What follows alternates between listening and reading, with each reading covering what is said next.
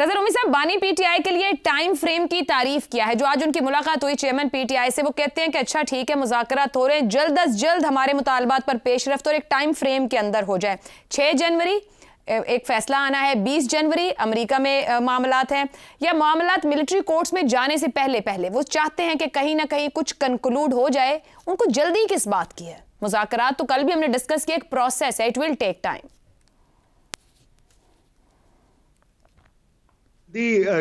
वजह उसकी यही है आयशा कि जैसे आपने कहा 6 जनवरी को एक फैसला आना है जो कि अभी कल अनाउंस होना था और वो नहीं हुआ, उसको मौखर कर दिया गया। और वो फैसले का क्या रिजल्ट आता है वो मेरे ख्याल से सभी को पता है। ये एक ही केस है जो कि जिसमें कुछ दम है, कुछ मेरिट है। जितने भी मुकदमे 100 से ज़ायद मुकदमे बनाए गए इमरान खान पर, और उनमें से अक्सर जो हैं वो आपने देखा अदालतों ने बाहर फेंक दिए। चाहे अदालतें 22 थी, कितनी 22 थी या नहीं थी, बहुत से जो केसेस थे उनमें कोई मेरिट एज सच नहीं था, सिवाय ये जो 190 मिलियन पाउंड्स वाला जो केस है। तो एक तो ये वजह है। दूसरी वजह जाहिर बात है कि आपने उसका खुद इशारा कर दिया कि जनरल फैज हमीद से जो पूछगिछ हो रही है, जो इन्वेस्टिगेशन जारी है, उसमें उसी की आड़ में इमरान खान को भी मिलिट्री कोर्ट में जो है ट्राई किया जा सकता है। और उस चीज से पहले पहले अगर किसी समझौते या किसी एग्रीमेंट पे बात होती है तो मेरे ख्याल से वो दोनों फरीकैन ही चाहेंगे कि ये मजीद ना बढ़े, क्योंकि मुल्क में एक स्टैंड ऑफ, या जैसे अभी इफ्तिखार साहब भी कह रहे थे कि मुल्क में स्टेबिलिटी नहीं आ रही, और उसमें ठीक है पीटीआई की जो भी उनकी हिकमत अमली है कि ना आए, बिल्कुल प्रेशर में रहे एस्टेब्लिशमेंट, प्रेशर में रहे हुकूमत, और मईशत प्रेशर में रहे ताकि उनकी बात सुनी जाए। अब वो सही है गलत है, बहरहाल ये उनकी हिकमत अमली है। मगर यहाँ पर एक दो बातें हैं जो कि आपने शराइत का जिक्र किया। देखिए, सबसे पहले तो मई 9 का मामला है, उसके ऊपर तो बहुत वाज़े तौर पर कोई उसमें कोई आपको सोर्सेज की जरूरत नहीं है, कोई इनसाइड इंफॉर्मेशन की जरूरत नहीं है। ISPR के मुतअद्दिद बयानात आ चुके हैं ऑन रिकॉर्ड, जहां पर उन्होंने कहा, फिर फॉर्मेशन कमांडर्स की जो पिछली मीटिंग हुई थी, कोर कमांडर्स का जो एलामिये 2-3 जारी हो चुके हैं, उनमें बड़ी वाज़े पॉलिसी है इदारे की कि मई 9 के ऊपर वो पीछे नहीं हटना चाहते। अब जाहिर बात है उसके ऊपर लोग ये बात कह सकते हैं कि भाई सियासत है और सियासी लचक दिखाने की जरूरत है, मुल्क को आगे चलाना है, लेकिन इदारे का तो व्यू फिलहाल ये है। उस पर यही, इससे कम पे बात नहीं होगी कि खान साहब माफी मांगे या कुछ रिग्रेट करें और आगे बढ़ने की बात करें। एक तो ये। दूसरी जो स्टम्बलिंग ब्लॉक है आयशा, वो मौजूदा निजाम को फिल फॉर रैप अप नहीं करना चाहती इस्टेब्लिशमेंट। वो ये चाहते हैं कि उन्होंने जिस तरह से मेहनत से फरवरी 2024 में इसको तरतीब दिया है, मुरतब किया है, ये इसको अगर आप उखाड़ फेंकेंगे तो मुल्क की मईशत डूबेगी, एकदम फिर से बेयकीनी होगी। वो चाहते हैं कि कुछ साल जो है इसको चलाया जाए, मईशत को IMF का प्रोग्राम जो है कम से कम मौजूदा उसको इम्प्लीमेंट करके स्टेबलाइजेशन जिसे कहा जाता है IMF की जुबान में, वो उसका बंदोबस्त किया जाए। और उस पर काम, यहां पर मसला है खान साहब की जो अवलीन शर्त होगी अपनी रिहाई के बाद, वो ये होगी कि फौरी तौर पर नए इलेक्शन कराए जाएं ताकि वो जीत कर वजीर आजम हाउस में पहुंच जाएं। ये बात, इसके ऊपर अब होगी निगोशिएशन। ये अभी इसका हल नहीं होगा, ये कुछ महीने, 3 महीने, 6 महीने लगेंगे, लेकिन बिल आखिर ये होगा। उसके बगैर ये मुल्क की जो है मामला आगे नहीं बढ़ेगा, क्योंकि अभी 5 हमले तो महमूद गजनवी ने कर दिए, 17 की जो है नवीद सुना चुके हैं, अली अमीन गंडापुर जी, और तीन जंगे पानी हैं। अगर आप उसको 17 + 3 जमा करें तो 20 अटैक्स अभी बाकी, उसमें से 15 अटैक्स बाकी हैं। तो कब तक रोकेगी रियासत? कितनी बार गोलियां चलेंगी, कितनी बार कंटेनर लगेंगे? ये बार बार का जो मसला है, इसको डायलॉग इसीलिए होता है कि भाई आप कोई बीच की बात करें। अगर आपने मिड टर्म इलेक्शन कराना है, 3 साल बाद कराना है, किन शराइत पे करना है, और खान साहब की रिहाई होनी है, तो फिर उसके ऊपर बात की जाए और ये मामला तय किया जाए। दुरुस्त हो गया। शहजाद चौधरी साहब, जो अभी हसन निसार साहब ऊपर बात कर रहे थे, जो सवाल का हिस्सा भी, अगर मैं उसको इस तरह रखूं कि मुल्क में आईनी और कानूनी निजाम तो मौजूद है, केपी में हुकूमत है पीटीआई की, एमएनएस एमपीएस बैठे हैं, तो फिर लाकानूनियत से क्या मुराद है? अगर वो कहते हैं कि रिहाई दे दी जाए तो अदालतें मौजूद हैं, रिहाई तो अदालतें करेंगी, हुकूमत रिहाई नहीं दे सकती। अगर वो 9 मई को लेकर कहते हैं कि जुडिशल कमीशन बनाएं, मगर यहाँ रियासत और इस्टेब्लिशमेंट की रेड लाइन मौजूद है, सवाल यह है कि पीटीआई की कमेटी फिर हुकूमत से क्या मांग रही है? साथ ही कहते हैं कि एक टाइम फ्रेम के अंदर दो, हुकूमत दे क्या सकती है इन मामलात में से उनको?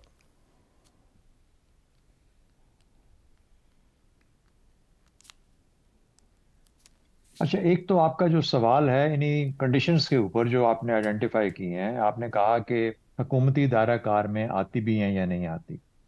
तो अगर तो ये सवाल आपका बुनियादी रखा जाए तो फिर मुझे ये बताइए कि वो हुकूमत जिसके दायरा कार में ये चीज़ें नहीं हैं, ये नहीं कि ये करना चाहिए या कैसे करना चाहिए, दायरा कार की बात हो रही है। और अगर हुकूमती दायरा कार में नहीं आती तो फिर हुकूमत किस नाम की, हुकूमत क्या कर रही है? तो ये तो आप हुकूमत की अफादियत पे सवाल उठा रही हैं ना। मतलब कहने का मतलब ये हुआ कि हुकूमत तो फिर नाम की है, हुकूमत तो है ही नहीं। सर, अदालत के मामला तो हुकूमत हाथ में नहीं ले सकती ना शहजाद साहब। सौदेबाजी की हुई है कि हम ये प्रिविलेजेस और पर्क्स एंजॉय करेंगे, मजे करेंगे। मैं तो आपकी कंडीशंस के ऊपर बात कर रहा हूँ, आपके सवाल पे बात कर रहा हूँ। अभी तो मैं उन चीजों पे आई नहीं जो आपने सर, मैं यही तो कह रही हूँ कि वो हुकूमत से वो मुतालबा रख रहे हैं जो अदालत का काम है। एक हुकूमत किस नाम की जो ये करे उसको? अरे आप एक चीज को लेके बैठ गई, मैं आता हूँ उसके ऊपर भी। आप सब्र करें थोड़ा सा, मुझे प्रेमाइस तो सेट करने दें जरा। अच्छा जी, कीजिए। मुझे बताए ना, हुकूमत दायरा कार में नहीं है तो हुकूमत किस नाम की है? ये सौदेबाजी करके आई है कि ठीक है हम अय्याशी करेंगे, एंजॉय करेंगे, हम बैठेंगे और असेंबलियों में अपनी तनख्वाहें लेंगे, लेकिन हम हमारे दायरा कार में कुछ नहीं है। ये तो बड़ी आसान जिंदगी है। सही कि अय्याशियां करो, पैसे खाओ, फंड करो और उसके बाद बोलो कि मेरे तो दायरा कार इख्तियार में कुछ नहीं। ये तो बहुत आसान जिंदगी है। हमने हर हुकूमत को ये हाथ दिया, उसने कहा मेरे तो इख्तियार में नहीं था। इसीलिए तो फिर ये सब कुछ बार बार होता रहता है आपके साथ। बारह आ जाइए आपके सवालात के ऊपर। और अगर ऐसी हुकूमत हो तो उसको सोचना चाहिए कि वो किस मुंह के साथ बैठी है वहां पे, किस मुंह के साथ लीड कर रही है अपनी आवाम को नॉमिनली अपने कहने के मुताबिक।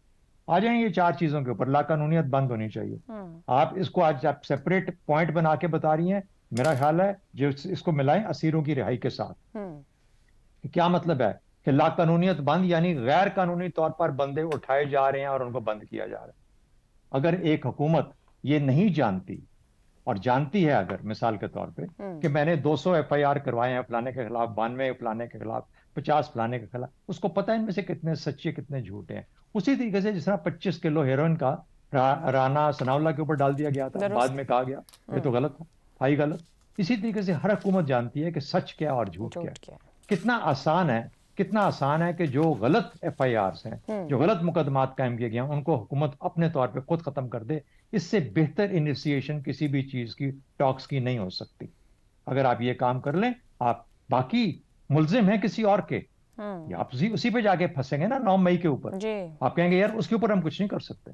बिल्कुल, और आप बिल्कुल बजा कहेंगे जब आप कहेंगे 9 मई के ऊपर हम कुछ नहीं कर सकते, क्योंकि किसी और ने इल्जाम धरा है इन लोगों के ऊपर। तो 9 मई के मामला जो है मुकदमात के थ्रू जाएंगे, अदालतों में जाएंगे, मुकदमात में जाएंगे। लेकिन जो आपने किया है, और किसी के कहने पे भी अगर किया है लेकिन किया आपने और अपनी ताकत को इस्तेमाल करते हुए किया, तो उसका तो आपको पता है।